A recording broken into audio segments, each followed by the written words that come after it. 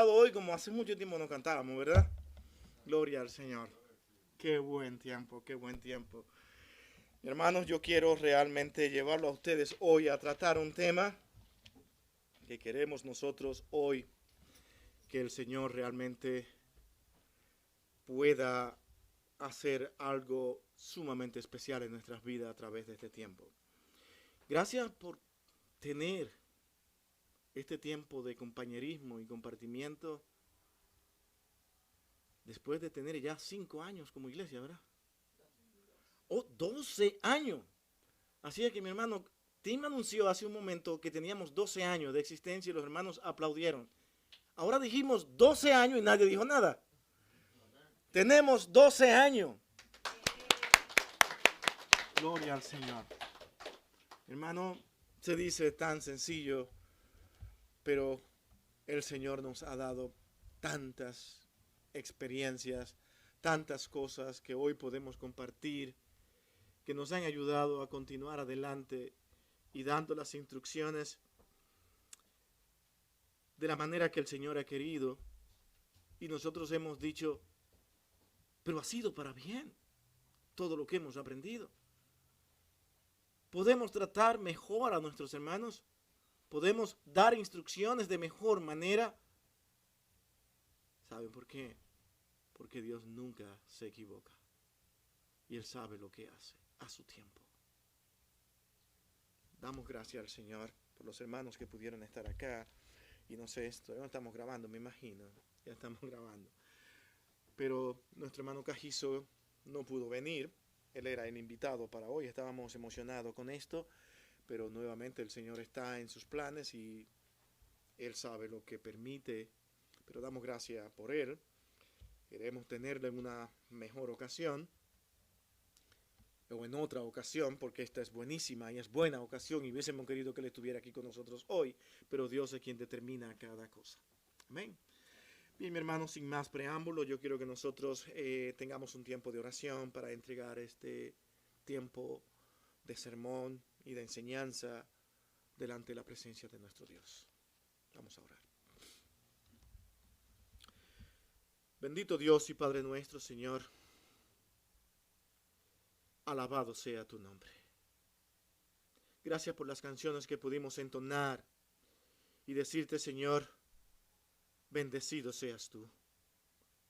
Gracias por haber muerto en la cruz, que aunque todavía nos falta mucho por entender de este maravilloso acontecimiento,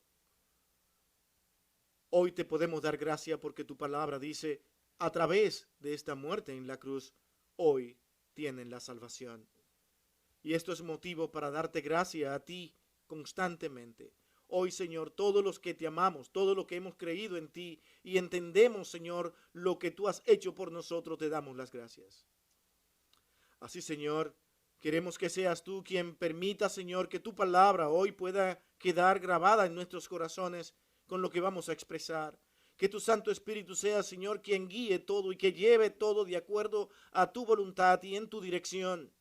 Utiliza al predicador de hoy y que los corazones puedan ser abiertos para que todos, incluyendo el predicador, pueda apropiarse de cada una de las palabras que hoy vamos a tener al relatar lo que encontramos en tu escritura, porque es tuya, no nuestra. Eres tú quien nos ha dejado las instrucciones para que nosotros podamos entender cuáles son tus propósitos y tus deseos en nuestras vidas.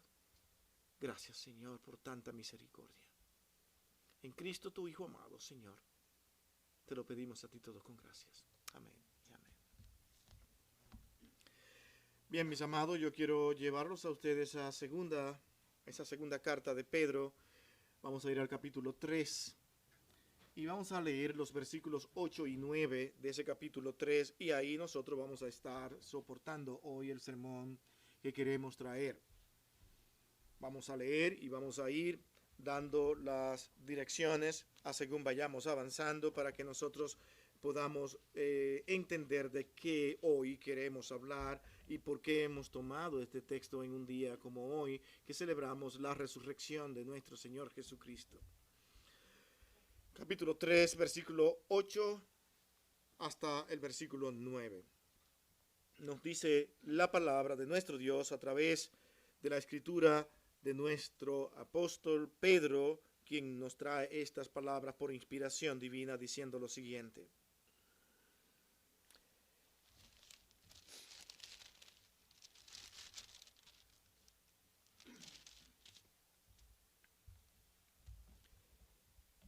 El Señor no retarda su promesa, según algunos la tienen por tardanza, sino que es paciente para con nosotros, no queriendo que ninguno perezca, sino que todos procedan al arrepentimiento.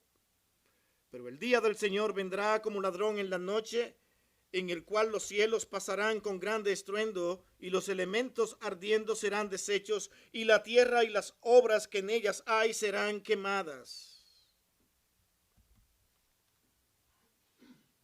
Dijimos hasta el versículo 9 y lo que vamos a tratar, pero preferí también leer el 10 para dar un mejor contexto a lo que hoy nosotros queremos traer. Voy a requerir, mi hermano, debido a la importancia de este tema, que por favor traten de ir conmigo. Si se pierden un momento, es posible que se aburran en el transcurso de todo lo que vamos a estar hablando.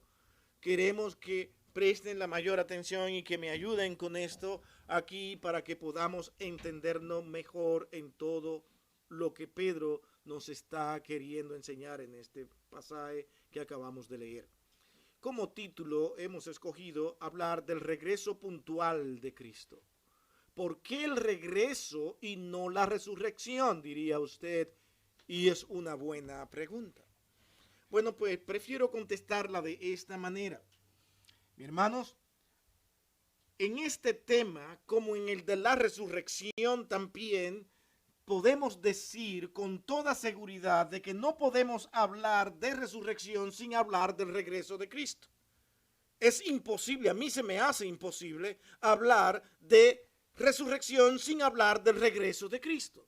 Como también se me hace imposible hablar del regreso de Cristo sin hablar de la resurrección.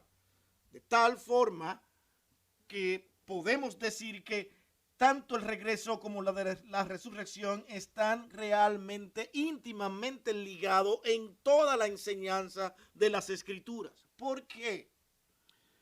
Es interesante nosotros ahora poder entender que frente a nosotros y durante muchos tiempos, muchos siglos, nosotros hemos tenido un libro que hoy le llamamos la Biblia. En la Biblia encontramos una narrativa desde el Génesis hasta el Apocalipsis que nos hablan de un Redentor. Y podríamos nosotros también, para poder entender un poco más lo que es la narrativa de las Escrituras, irnos hasta el Génesis mismo, el principio, donde el Señor mismo narra lo que nos está pasando y cómo llegamos y cómo vinimos. Muchos prefieren no creer en la historia de Adán y Eva y prefieren creer otras cosas. Otros prefieren que borren los primeros 11 versículos del Génesis y que de ahí en adelante tal vez hablemos un poco de Abraham y que de ahí tengamos lo que es la narrativa bíblica. El problema es que si nosotros quitamos esos 11 versículos anteriores, no entenderíamos absolutamente nada de lo que es el real evangelio de toda la Escritura, y ese es el problema. Muchos incluso prefieren por no admitir esta fantástica historia que ellos llaman realmente un cuentecito que es Adán y Eva, pero ellos mismos son los que prefieren ir y creerle a lo que hoy se está realmente proclamando para que muchos crean que es la historia de los Anunnakis. Esos Anunnakis no eran más que dioses narrados en unas tablas incompletas que no tienen un contexto, que no tienen profecía, que no tienen viabilidad para que usted pueda comprobar que lo que ellos dicen es cierto, pero la gente, con tal de negarlo todo, prefieren creer esas cosas. Estos Anunnaki no son más que seres superiores muy grandes que realmente hoy están haciendo un experimento con nosotros, la raza humana, para ver cómo nos perfeccionan. Ellos son los creadores de nosotros. Los hombres prefieren creer esas cosas en vez de creer en la Escritura. Pero, ¿por qué los creyentes no creemos eso? Porque en la vida de cada regenerado y cambiado por la sangre de Cristo ha ocurrido exactamente eso. un cambio, una regeneración que no viene de los hombres, que no viene de los Anunnaki, sino del Dios que es narrado en la Escritura y que narra una historia narrada, puesta en las plumas de Moisés, para que nosotros podamos entender a partir de ahí todo lo que ha venido aconteciendo al mundo. Pero es en ese mismo libro que escribe Moisés que nosotros encontramos que en el capítulo de Génesis, capítulo 3, versículo 15, ahora nos habla de un redentor, de un salvador, después de Adán y Eva haber caído. Ese redentor comienza ahora a ser la esperanza de todos los creyentes, de todos los que crean en lo que está escrito en el Pentateuco. Aman al Pentateuco, adoran al Pentateuco, pero como siempre las personas prefieren tener diversas interpretaciones, cosas convenientes a sus vidas y a sus deseos. De tal forma que el verdadero Hijo de Dios, que es honesto, que es fiel a la palabra de Dios, procurará con entusiasmo y con honestidad ver exactamente cuál es la verdad. No ahora mirando un concepto, una filosofía de vida, no está mirando ni siquiera una dialéctica que le acomode, sino que ahora está diciendo, Señor, ¿qué es lo que tú me quieres decir a través de tu palabra? Es hasta ahí donde encontramos entonces a Pedro envuelto en esta misma lucha que los hombres nunca dejaron de tener. Y hacer pregunta ahora, ¿quién es este Cristo? ¿Quién es este hombre? Y al igual que en nuestros tiempos, muchos dudan del regreso de Cristo.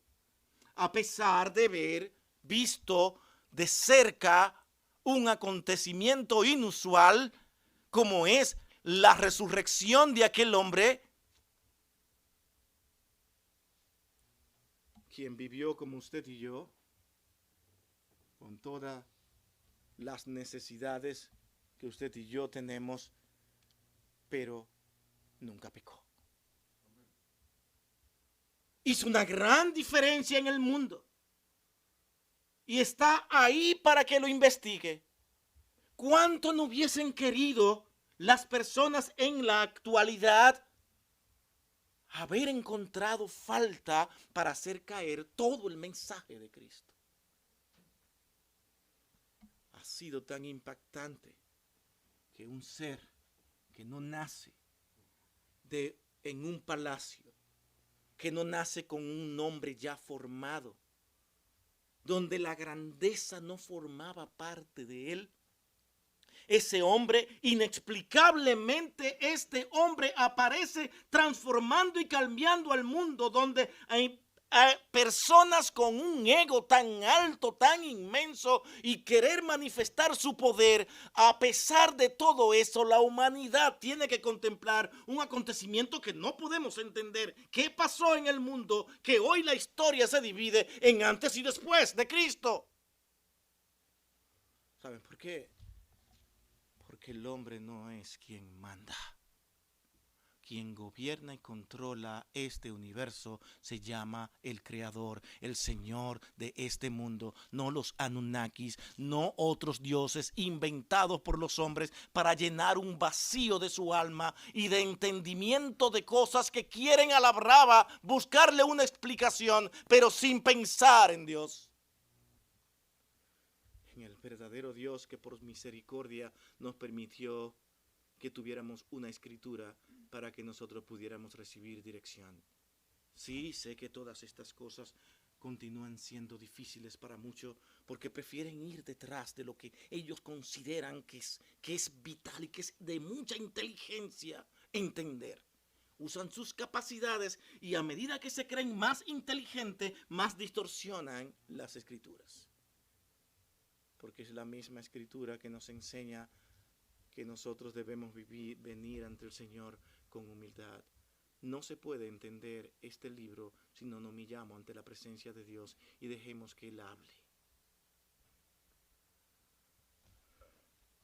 Pero declara que algunos ignoran voluntariamente este tema. Otros quieren saber por qué tarda tanto el cumplimiento de esta promesa. Pedro ahora explica la dimensión de este tiempo. Y es importante y es maravilloso que Pedro lo haga. Porque Pedro estaba siendo inspirado por el Espíritu de Dios. Lo que indica que Dios conoce el corazón de los hombres y las preguntas de los hombres. Y utiliza a Pedro para que le hable de este tiempo. Nosotros leemos un pasaje tan conocido y con tantas interpretaciones donde nosotros podemos estar de acuerdo con algunas de ellas y otras no, nuevamente debido a las diversas interpretaciones que los hombres hacen de Mateo capítulo 24. Mateo 24, un pasaje tan conocido, tan famoso y tan citado, es ese mismo texto y manténgalo abierto para ir analizando algunos versos que tenemos ahí que son de importancia en el tema que estamos tratando. Mateo 24, 36 dice, pero del día y la hora nadie sabe, ni aun los ángeles de los cielos, sino mi Padre. Pedro comienza a meterse en este asunto de lo que es el tiempo, aquí el Señor, y Pedro lo explica como hemos leído el pasaje que leímos hace un momento. En este momento es el Señor mismo quien dice, pero el día y la hora nadie sabe, ni aun los ángeles de los cielos, sino mi Padre. Lo dice Cristo. O sea que ya nos quitan el derecho de que pongamos fecha, de que hagamos análisis, de que hagamos cálculos y digamos, ya viene. Ya están las señales. Las cosas están cada vez peores. Todo está claro. Perfectamente claro. Ya el Señor viene en cualquier momento. Pero es ese mismo pasaje de Mateo 24 que nos dice algo que nosotros tenemos que ponerle mucha atención. Todas estas cosas ocurrirán, dice el texto, muchas cosas narradas ahí, pero hay una palabra que parece que muchos pasan por alto, pero aún no es el fin. Dando a entender claramente estas palabras que el mismo pasaje está diciendo, es que nadie puede saber, ni aun los ángeles, cuándo viene el Señor. Entonces, ¿por qué queremos adivinar?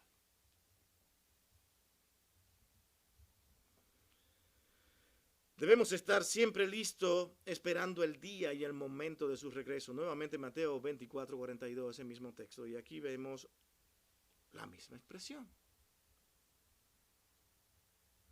pero llamándonos a estar alerta. Estar alerta es bueno. Y pensar, Señor, si tú vinieras hoy. Y querer ese deseo. ¿Cuánto no queremos que el Señor regrese hoy? Algunos dirán, bueno, si no tengo que pasar por el proceso de la muerte. Cosa que hasta incluso creyentes le tienen miedo. No sé por qué. Porque nosotros realmente solamente entendemos que ese cuerpo que desaparece, nosotros vamos a estar vivos. Vivimos una vez y para siempre, hemos vencido la muerte porque Cristo la venció y nosotros también. El llamado aquí no es a enfrentar la muerte, sino a estar velando, porque el Señor puede llegar en cualquier momento. Y noten esto, velad pues, porque no sabéis, nuevamente repite, a qué hora ha de venir el Señor. Una confirmación y en un mismo texto, en un mismo pasaje, si realmente está llevándonos a entender que es cierto.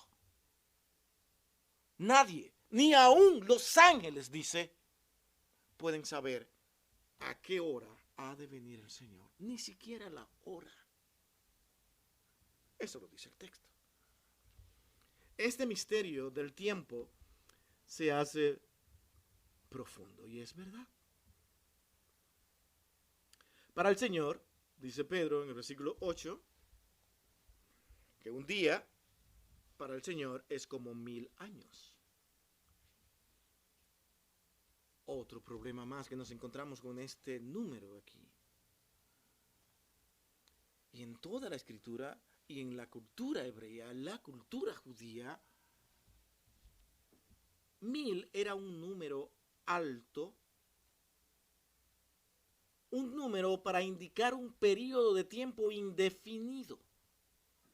Cuando tú tomas esta expresión literal, Bueno, vas a leer Apocalipsis 20, literal, y vas a encontrarte estos mismos 1000 años.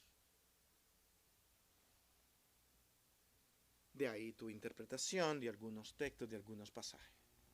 Pues Pedro en este momento está diciendo para el Señor 1000 años como un día.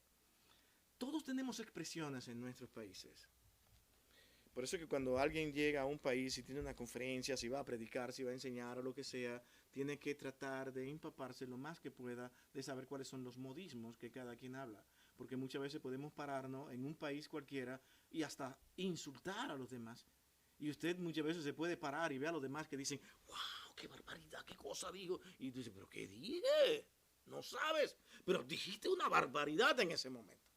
Bueno, en nuestro país nosotros acostumbramos a usar una expresión para hablar de algo muy inmenso y grande e incomparable. Y no sé, me ayudarán los dominicanos a entender de que esto es así.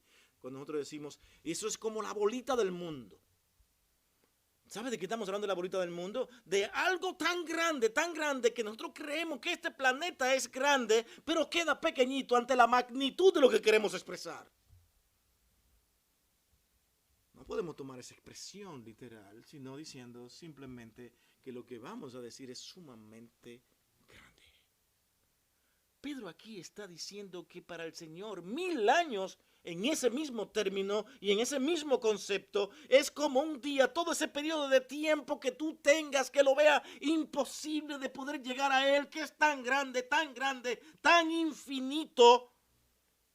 Para Dios no es más que ver ponerse el sol y verlo desaparecer. Eso es solamente para Dios. Acuérdense, Dios no vive en un tiempo. Dios vive en la eternidad, donde no hay tiempo. Pero aún así Él dice, vengo pronto. Y se ajusta entonces a un lenguaje que el hombre maneja. 1000 años, un periodo para ti largo, pero para Dios simplemente un abrir y cerrar de ojo, si lo queremos poner más corto todavía. ¿Qué queremos decir con esto? Al nosotros pensar en el regreso de Cristo, tenemos nosotros realmente que entender que el tiempo, de manera sencilla, que el tiempo de Dios no es el nuestro. Y eso Dios nos lo ha estado demostrando constantemente en nuestro vivir. No es cuando yo quiero, no es cuando yo deseo, sino que la paciencia de Dios es manifestada en todo acto y acciones de nuestra vida. Y el creyente que vive sin entender de que Dios es paciente, vivirá exigiéndole a Dios y estará haciéndole pregunta constante a Dios. Señor, ¿por qué no haces esto conmigo? ¿Por qué no me llevas a este lugar? ¿Por qué no me contesta? ¿Por qué no me permites? Señor, ¿por qué a mí?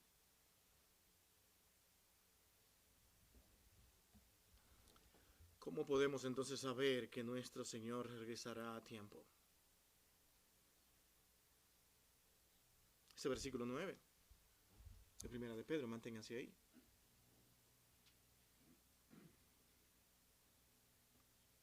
El Señor no retarda su promesa. Cuando lo dice, los creyentes creemos eso. El no creyente no conoce eso. Un ateo no cree eso, porque prefiere creerles a los Anunnakis. Y mi hermano, yo sé que estoy diciendo cosas, usted me dirá, dice, ¿quiénes son esa gente? Ahora los Anunnaki, lo hemos mencionado. Lo he hecho a propósito, mi hermano. Tenemos que investigar y ver en qué mundo estamos. Porque las ideologías, los pensamientos y las instrucciones de los hombres normalmente tienden a tener mucha influencia incluso en la vida de los creyentes. Porque la ordenan y la fabrican de una manera que usted dice, wow, yo no había pensado en eso.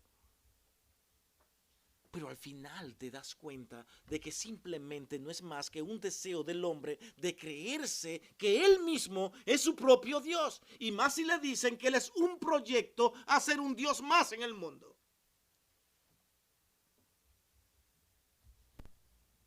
Así es el hombre. Todo tiene que girar alrededor de su vanidad y su ego. No se siente tan intelectual con creer esa fantasía de Adán y Eva. Pero es a este mundo donde Pedro dice: el Señor regresará y no va a retardar su promesa, Él viene pronto. Y los creyentes, al ver eso con tanta facilidad, pueden creer, sin siquiera creyentes haber estudiado mucho.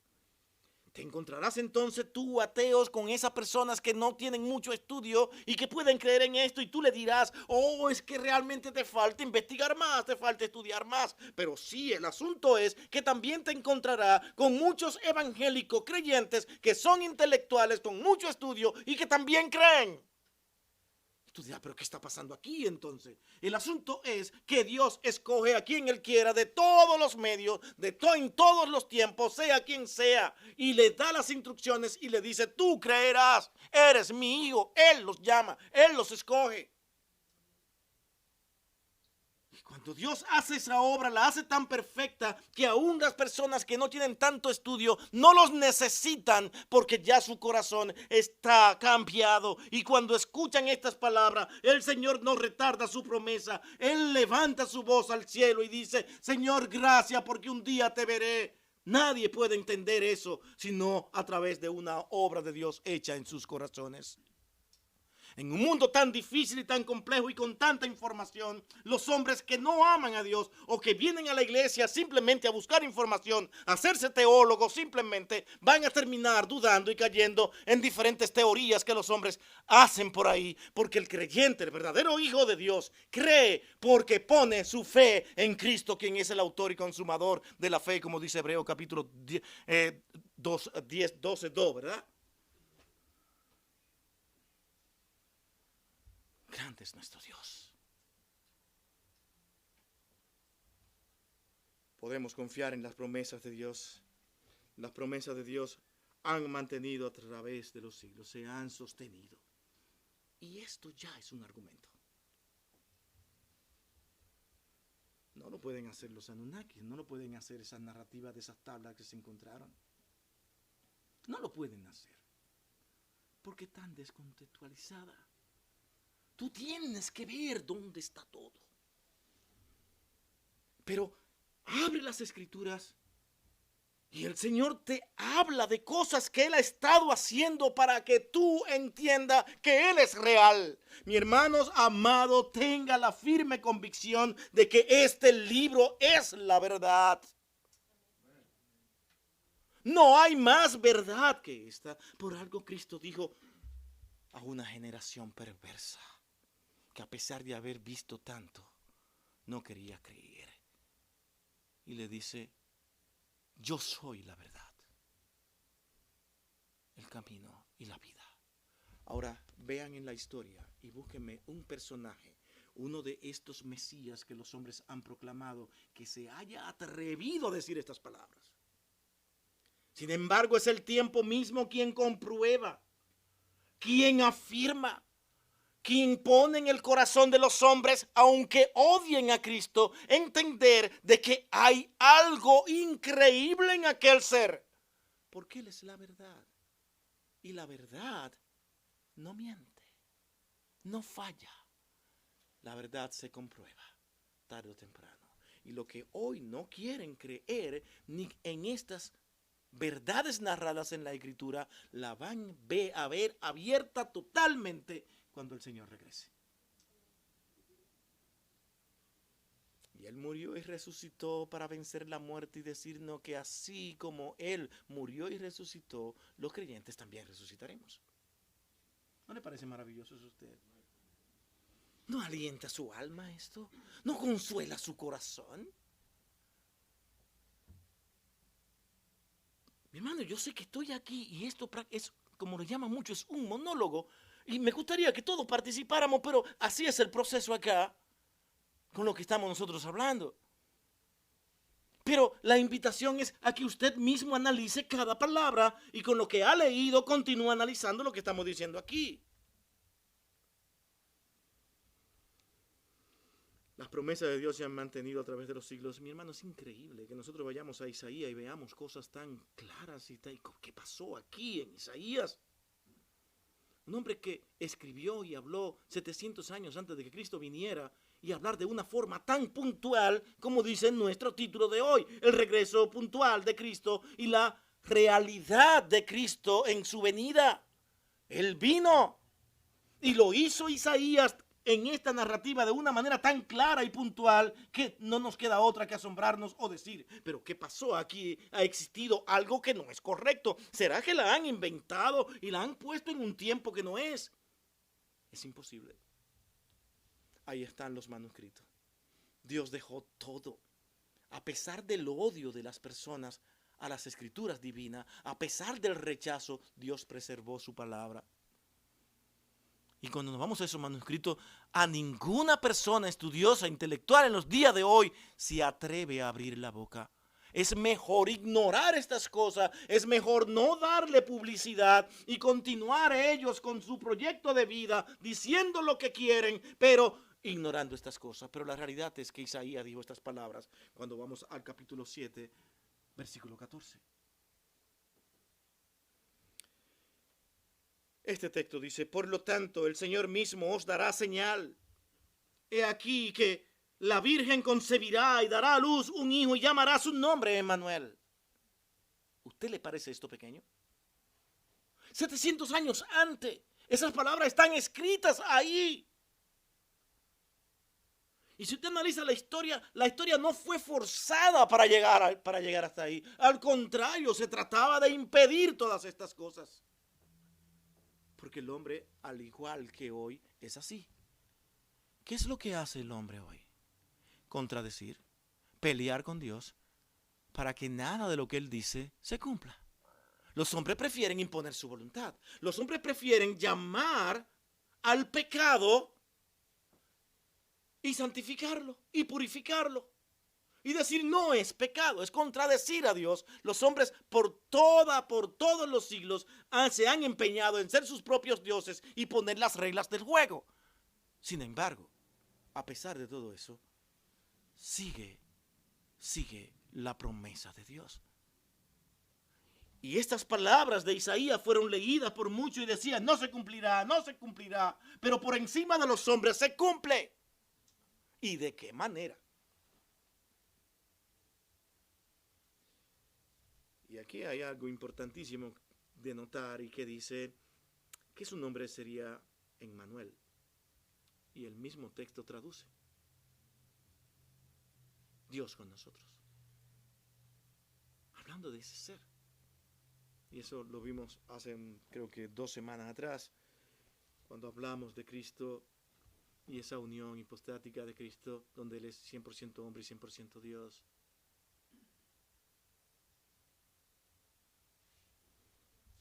Isaías 9, capítulos 6 y 7, manténganse ahí en Isaías, capítulo 9, versículos 6 y 7, nos sigue diciendo, porque un niño nos es nacido, hijo nos es dado, y el principado sobre su hombro, y se llamará su nombre ahora como admirable, consejero, ¿qué más? Dios fuerte, del mismo personaje, Padre eterno, príncipe de paz. Lo dilatado de su tiempo y la paz no tendrán límites sobre el trono de David y sobre su reino, disponiéndolo y confirmándolo en juicio y en justicia desde ahora y para siempre. El celo de Jehová de los ejércitos hará esto. Ese es nuestro texto. ¿No es impresionante este texto? Es un texto que en sí mismo tiene mucho que nosotros podamos obtener de él si nos metemos en este verso y comenzamos a analizarlo. Pero cosas resaltan aquí a la vista y rápidamente si usted no va con una mente preconcebida. Aquí no hay nada extraño en el verso. Es un verso que debe ser tomado de forma literal. Dice que será llamado un hombre admirable. Y así es. ¿Quién puede ser como Cristo? Búsqueme un solo personaje. Y yo reto a cualquiera que busque un solo personaje en esta tierra.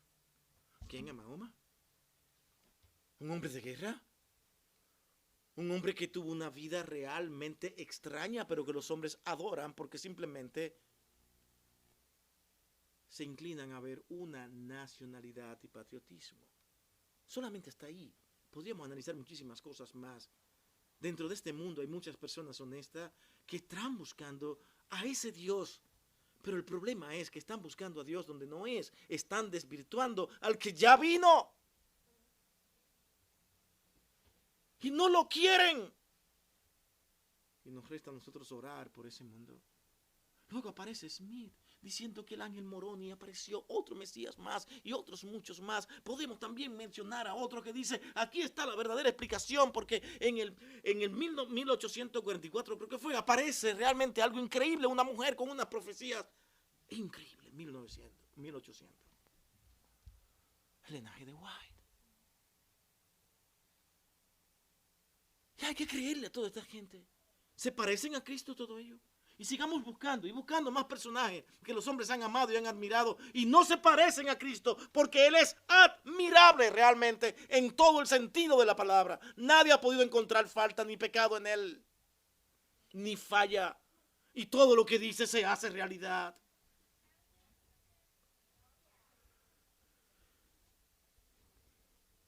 Y dice que eres Dios fuerte. Que eso sí debería asombrarnos a nosotros. Y que se afirmará. ¿Qué dice Apocalipsis? Está en el monte de Sión, colocándolo en referencia a lo que es este mundo y para ubicarse con este mundo en el monte de Sión, allí peleando por nosotros. Y al final, porque eso es el libro de Apocalipsis, al fin nosotros terminaremos como vencedores. Y ya que mencionamos el libro de Apocalipsis, tenemos que decir esta anécdota que tanto hemos mencionado aquí. Cuando aparece un seminarista y se le acerca a una persona que está leyendo el Apocalipsis, y saben cómo son muchas veces los seminaristas, que por todos sus estudios, teología, han estudiado hebreo, cosa que es buena, no me estoy oponiendo, eso es fantástico. Pero parece todavía salen como sin entender la obra de Dios, porque están tan concentrados en todos sus estudios, la teología, todo lo que hay, y todos quieren verlo desde un punto lógico, analítico, magnífico también, porque todos debemos ser analíticos. Pero él se encuentra con una persona que no ha ido nunca a un seminario y que posiblemente no estaba leyendo muy bien y que leía con dificultad, y se le acerca y le pregunta, lo ve leyendo el Apocalipsis y le dice, ¿tú conoces ese libro? Imagínense con qué manera. ¿Tú crees que tú entiendes el Apocalipsis? Dice, sí, facilito.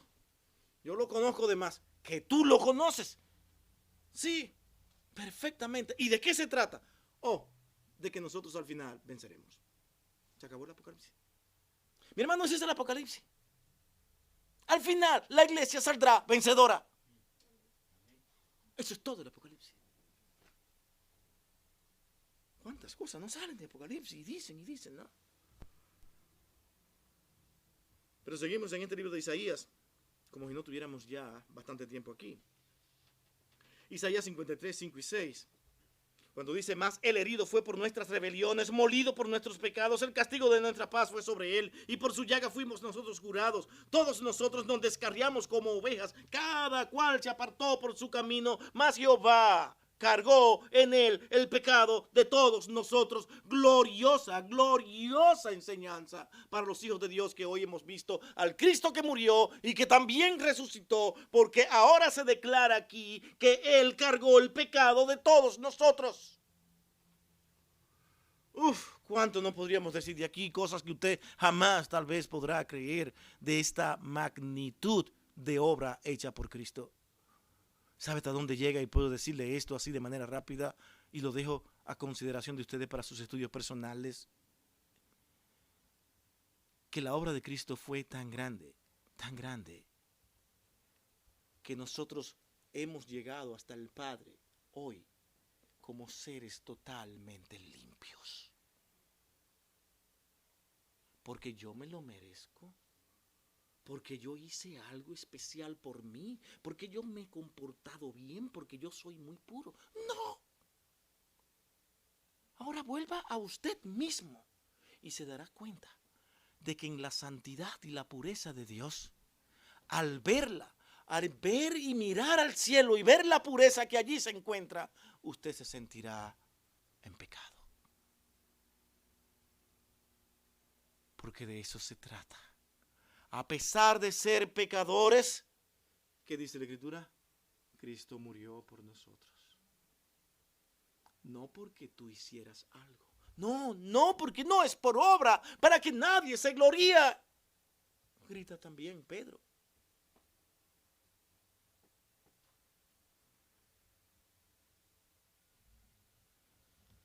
La promesa de la resurrección de Cristo se mantuvo.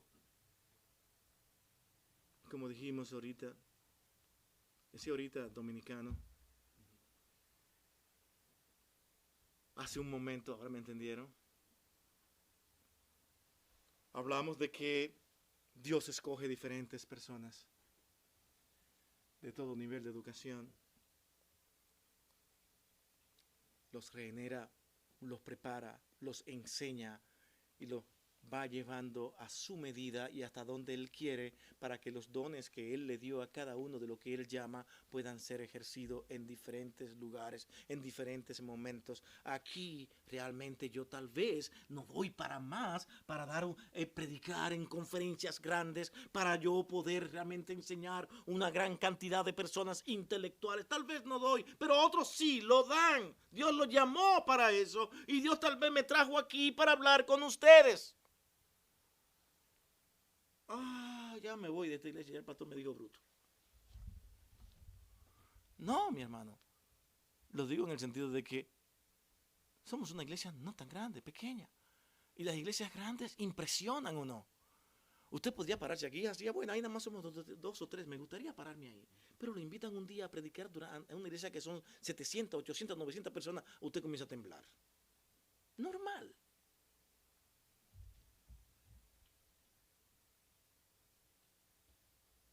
Y gracias a Dios le damos, y ahora lo que voy a enaltecer, de que Dios nos ha permitido aquí tener muchas personas capacitadas e inteligentes, con la capacidad de que Dios le ha dado. Pero es aquí que Dios nos ha tenido. Él nos coloca a cada uno de acuerdo a nuestras capacidades donde Él quiere. Y debemos darle gloria a Dios y sentirnos como si estuviéramos nosotros en el lugar más visto por los hombres y más amado por los hombres. Esos lugares que llenan el ego del ser humano. Nosotros estamos aquí para anunciar las mismas verdades que usted y yo debemos de entender. Y Dios escogió a Lucas. Lucas, un hombre preparado, conocedor, después de tantas vicisitudes, tantos problemas, él pasa a ser un personaje importante por sus capacidades, sus estudios, y es él mismo quien nos dice estas mismas palabras. Él las creyó.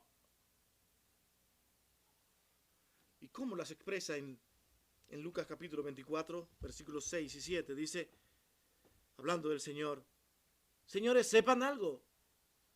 ¿Saben por qué? Él no está aquí, sino que ha resucitado.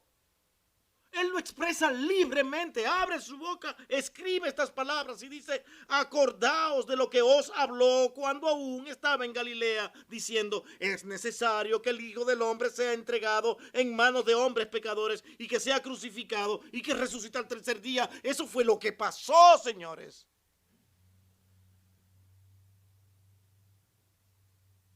Él creyó esto.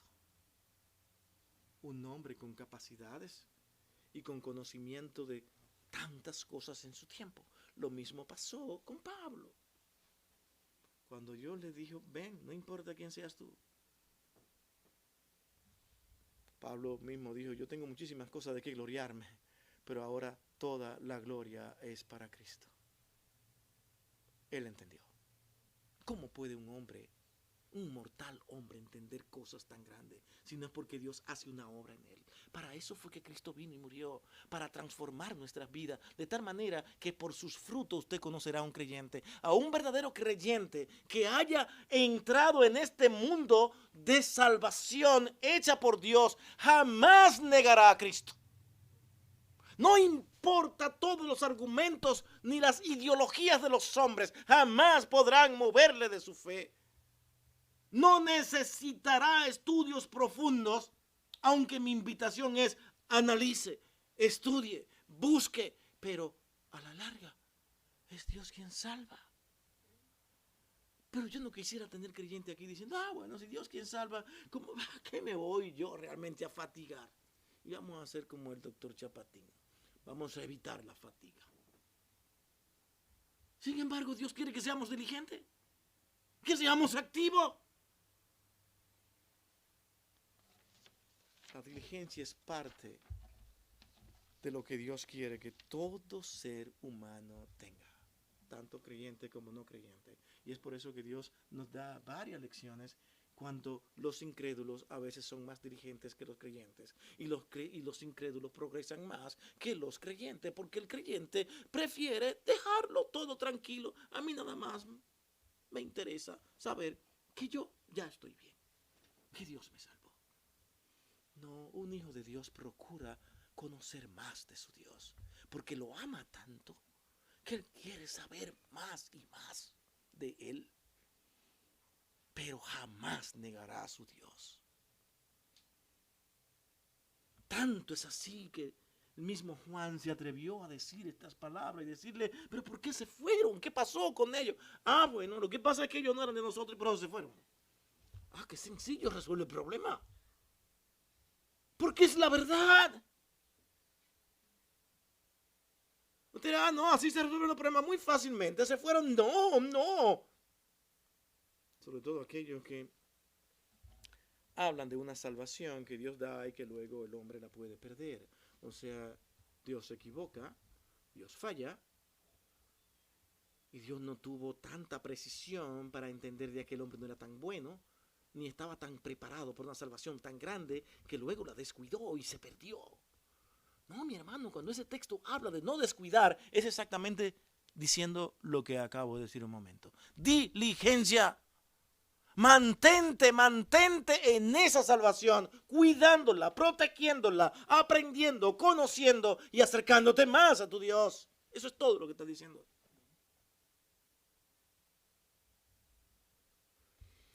Aunque usted no lo crea, mi hermano, vamos a entrar ahora a nuestro segundo encabezado. Prometo ir más rápido. Me interesaba este primer encabezado y lo recuerdo.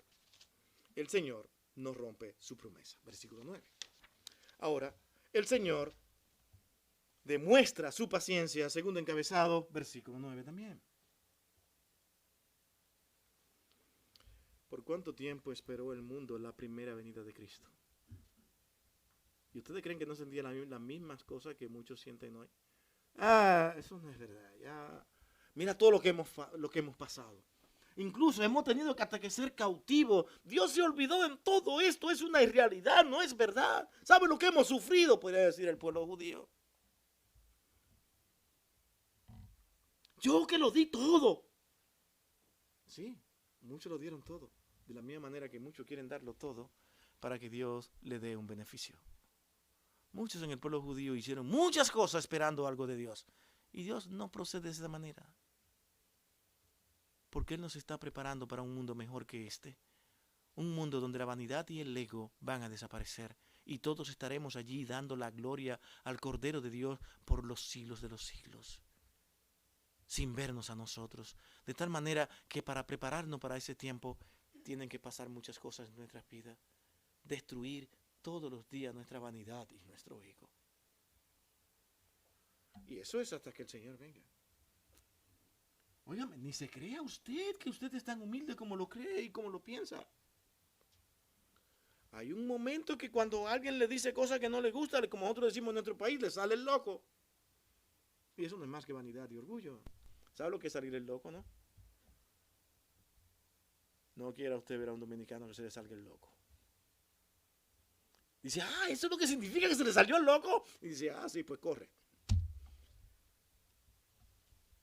Interesante. Así somos nosotros. Somos más orgullosos de lo que nos imaginamos muchas veces. Y Dios nos está enseñando y nos va llevando a entender de que cada día este cuerpo tiene que ser transformado. Pero en el tiempo de Dios. Yo no lo puedo querer para mañana, porque Dios quien trabaja, acuérdense, Dios es paciente, Él no retarda su promesa, pero llevamos 2000 años, pico. ¿Qué paciencia es esa? Bueno, la que tú no tienes, la que tú no conoces. Ese es el punto aquí. Podemos encontrar entonces muchas promesas en el Antiguo Testamento acerca de su venida, muchas promesas y cumplidas a la vez, cosa que nos lleva a una real y completa viabilidad para encontrar la verdad. No pasaron por casualidad es para que veamos que Dios está ahí, que Dios existe, que Dios vive. Mi hermano, usted se lee Daniel y lo estudia profundamente y usted verá la historia narrada de una manera que usted dirá, ¿qué cosa es esto? Pero con punto y coma. Y no digamos más de los pasajes que hemos leído. Isaías, 700 años y picos atrás, hablar del Mesías de esta manera.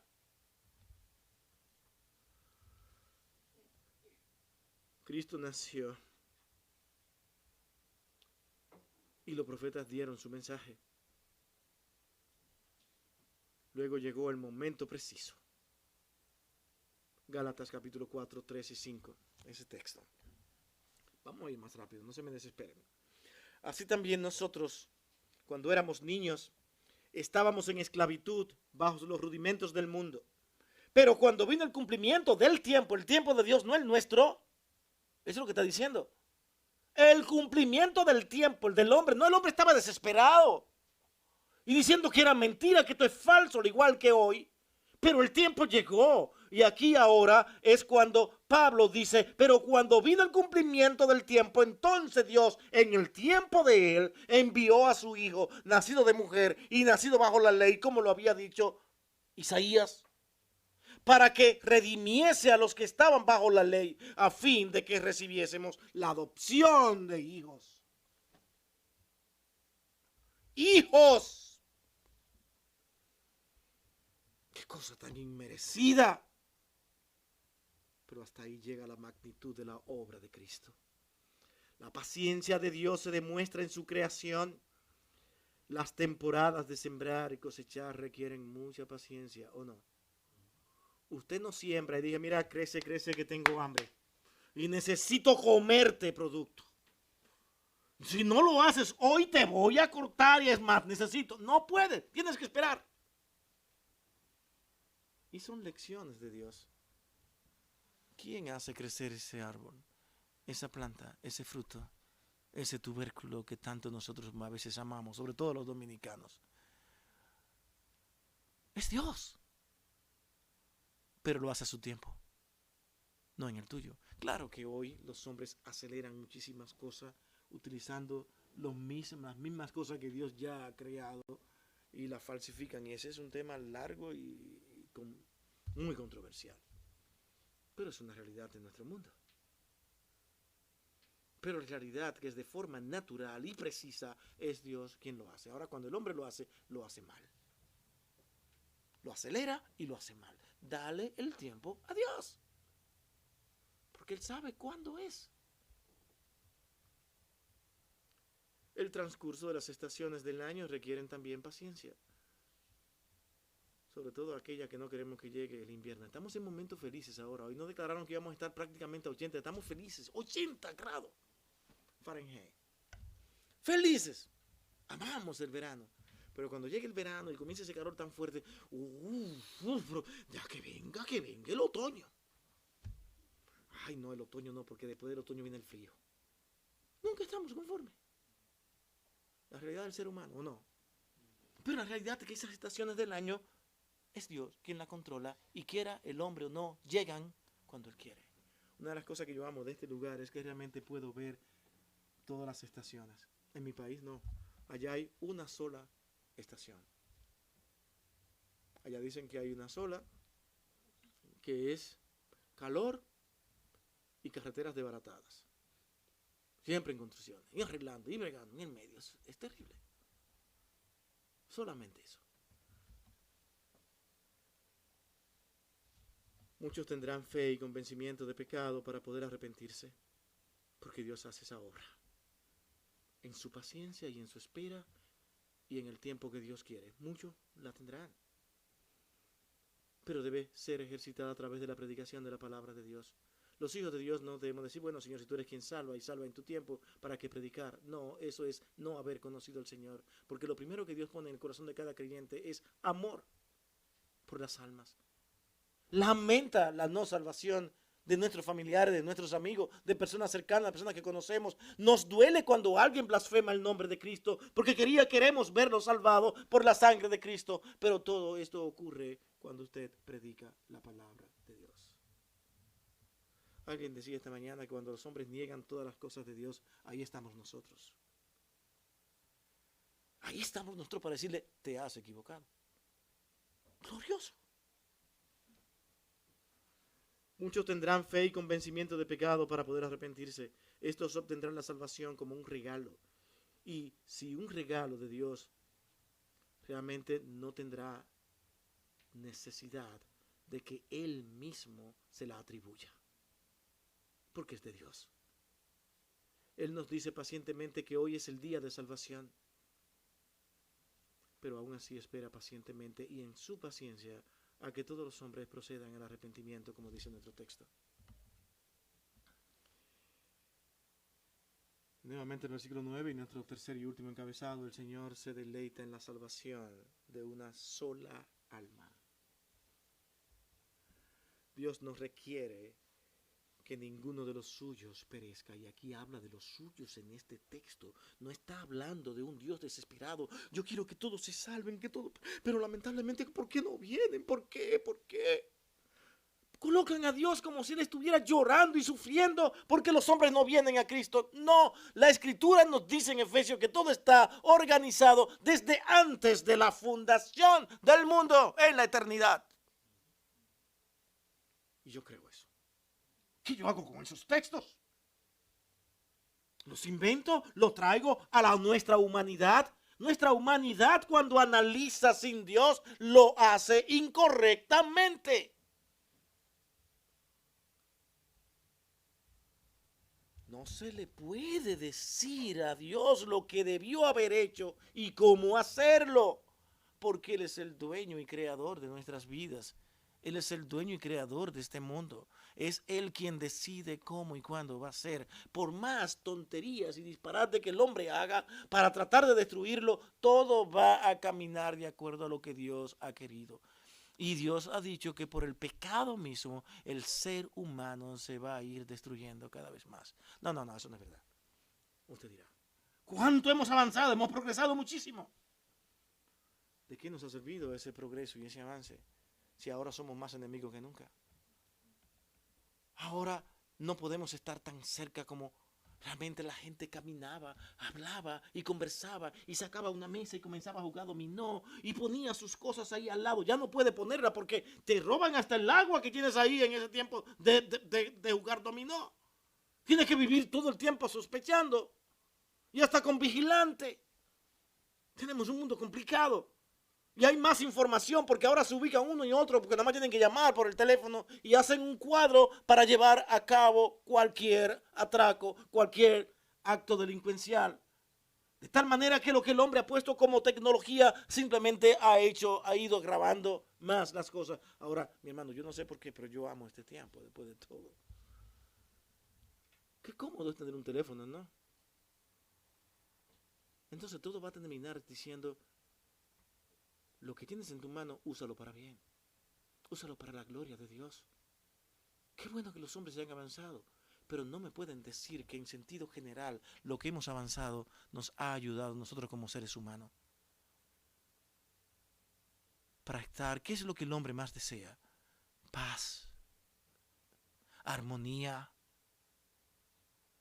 que podamos sobrellevarnos uno con otros. Triste es poder decir que es una realidad de que el mundo hoy en día es más enemigo que nunca del otro. Familiares se despegan. ¿Cuánto no han habido familias destruidas?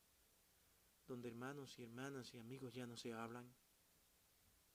Donde incluso un hermano mata a otro. ¿Qué cosas son estas? Cada día tenemos un mundo más alejado de Dios y más perverso.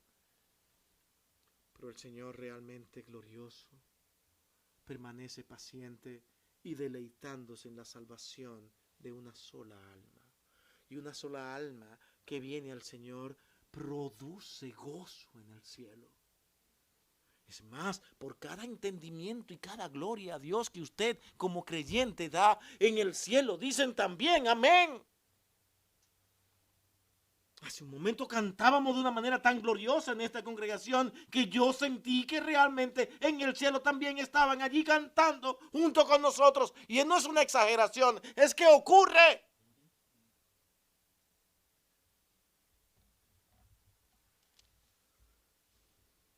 Dios no quiere que ninguno de los suyos perezcan y por eso Él es paciente hasta el último momento.